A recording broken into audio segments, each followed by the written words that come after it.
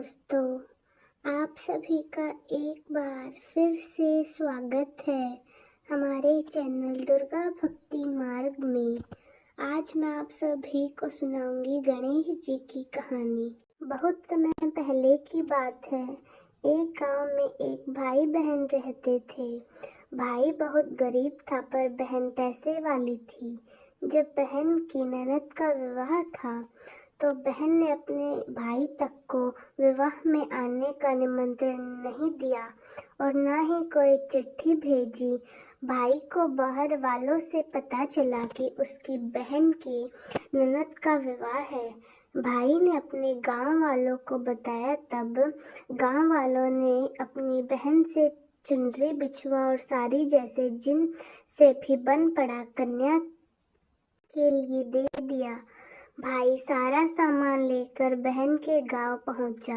बहन के घर जाने पर बहन की देवरानी बोली, भाभी जी आपके भाई आए हैं। तो बहन ने पूछा, कैसे आए हैं और क्या पहना है? तब देवरानी बोली, पैदल आए हैं, फटी पगड़ी फटी धोती पहने हैं।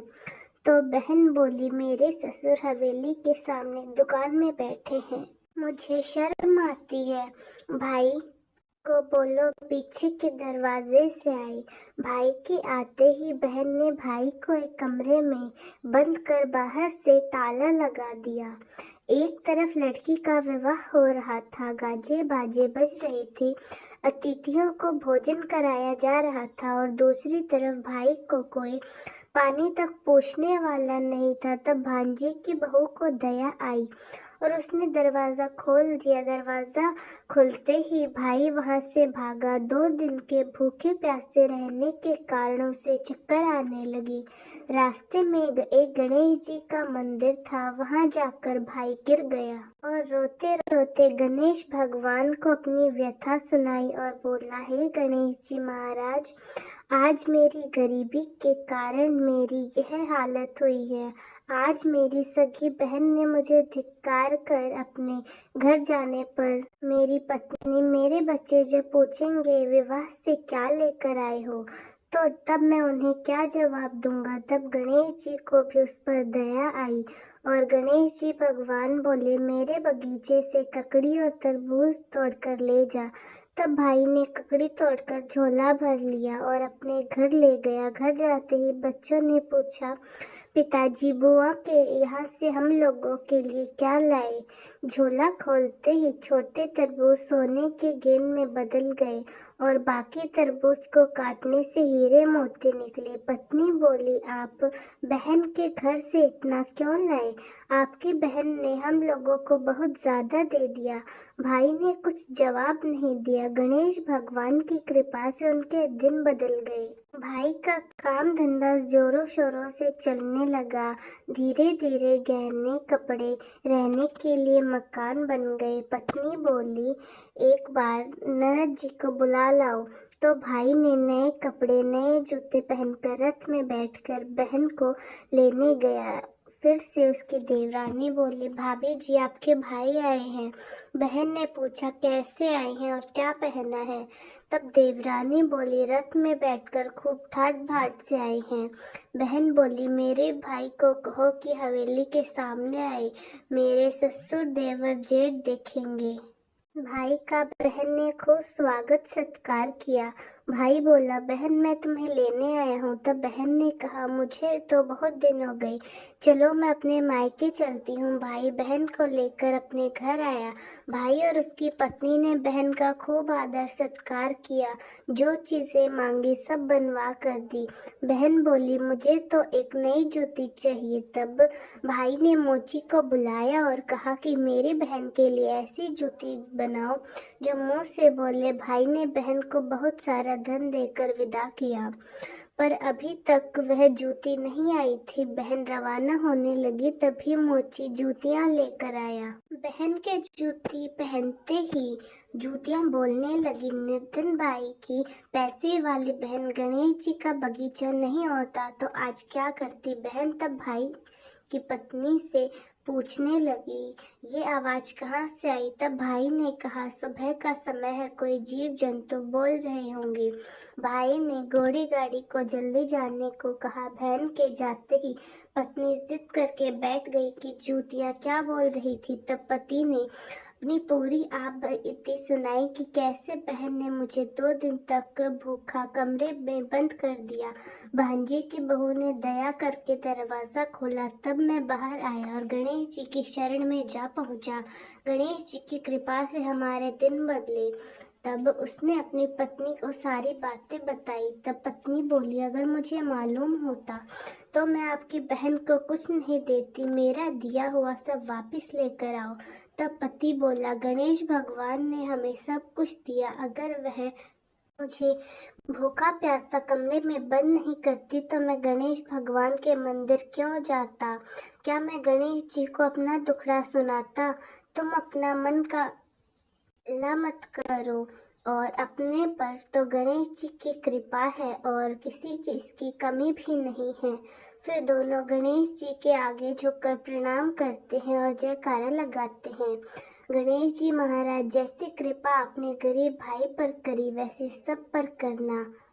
कहानी कहने वाले, सुनने वाले और हुक्कारा भरने वाले सबकी मनोकामनाओं को पूरा करना। तो प्रेम से बोलिए, गणेश महाराज की जय हो।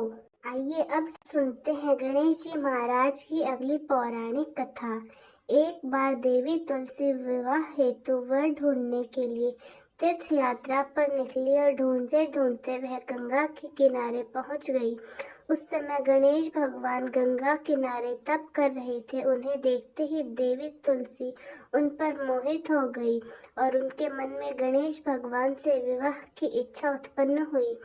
फिर देवी तुलसी ने गणेश जी के पास जाकर उनका ध्यान भंग कर दिया।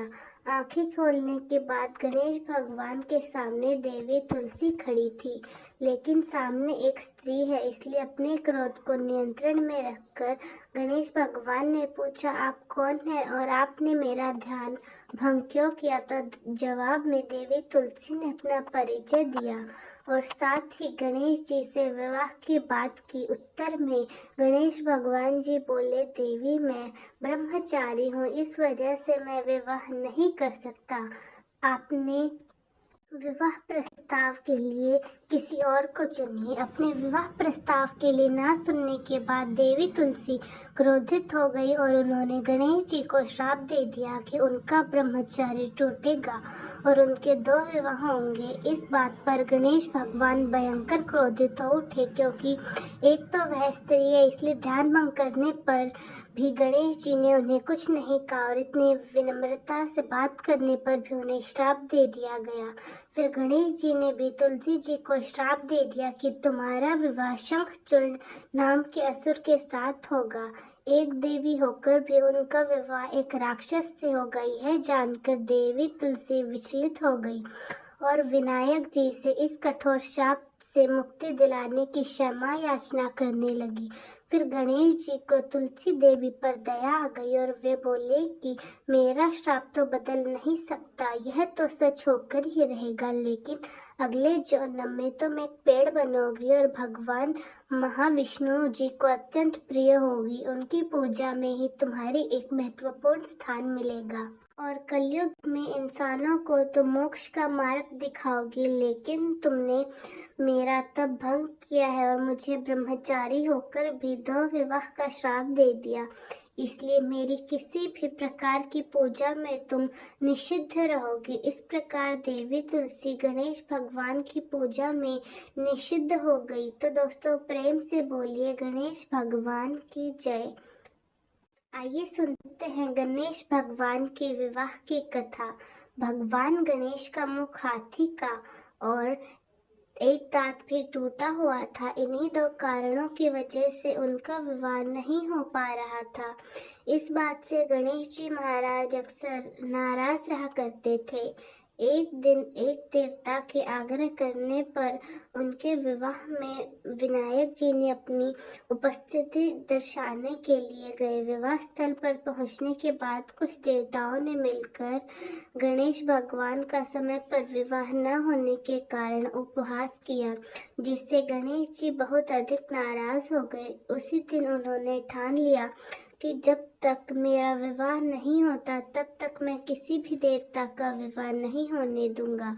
गणेश भगवान के पास विवाह और अन्य संदेश लाने का काम उनके प्रिय वाहन मूषक राज किया करते थे। अब मूषक राज जब भी किसी देवता के विवाह का समाचार लाते तब गणेश जी उसे आदेश देते और मूषक राज अपनी सेना के साथ जाकर उनके विवाह मंडप को गिराकर तहस नहस कर देते और बारातियों को भी भगा देते। इस तरह गणेश जी और मूषक राज की मिली भगत की वजह से किसी भी देवता का विवाह नहीं हो पा रहा था। गणपति जी के व्यवहार से तंग आकर सभी देवी देवता भगवान शंकर और माता पार्वती के पास पहुंच गए। इस विराट समस्या का समाधान मांगने लगे। भगवान शिव और माता पार्वती ने कहा कि इसका हल तो केवल ब्रह्मदेव के पास ही मिल सकता है। कृपा करके आप सभी ब्रह्मलोक को जाएं। तब माता पार्वती और महादेव को प्रणाम करके सभी देवता ब्रह्मा जी के पास प्रकट हुए।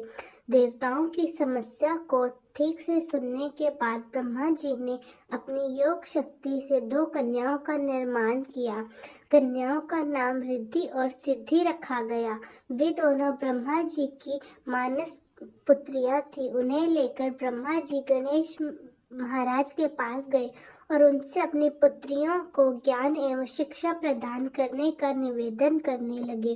ब्रह्मा जी का मान रखने के लिए एक दंत भगवान ने रिद्धि और सिद्धि को शिक्षा देना आरंभ कर दिया। फिर उस दिन से जब भी मूषक राज किसी विवाह की खबर लेकर आते तब उस वक्त रिद्धि और सिद्धि गणेश जी को अपनी बातों में उलझा कर रखते। इस तरह गणेश जी का ध्यान किसी और विषय पर रहता और दूसरी तरफ देवताओं का विवाह संपन्न हो जाता। एक दिन बुद्धि के देवता भगवान गणेश जी को यह बात समझ आ गई, लेकिन उनके क्रोध में आने से पहले ही ब्रह्मदेव अपनी दोनों पुत्रियों के साथ वहां पर प्रकट हो गए। रिद्धि और सिद्धि को सामने देखते ही गणेश जी का क्रोध बढ़ने लगा, किंतु विनायक जी के मुख से कोई शब्द निकलने से पहले ही भगवान ब्रह्मदेव ने कहा, हे गणेश जी, आपने स्वयं ही मेरी पुत्रियों को शिक्षा दी है। अब मुझे इन दोनों के विवाह योग्य कोई वर नहीं मिल रहा है। आपसे मेरी विनती है कि आप ही रिद्धि और सिद्धि से विवाह करके मुझे धन्य कीजिए। परमपिता ब्रह्मा जी की शांत वाणी को सुनकर गणेश जी का क्रोध शांत हो गया और वे उस विवाह प्रस्ताव के लिए हंसी खुशी राजी हो गए। विवाह के बाद अपनी दोनों पत्नियों से उन्हें 2 पुत्र प्राप्त हुए, जिनका नाम रखा गया शुभ और लाभ। तो प्रेम से बोलिए गणेश जी महाराज की जय हो। तो दोस्तों, कैसी लगी आपको हमारी आज की कथाएं? कमेंट्स में ज़रूर बताएं। धन्यवाद।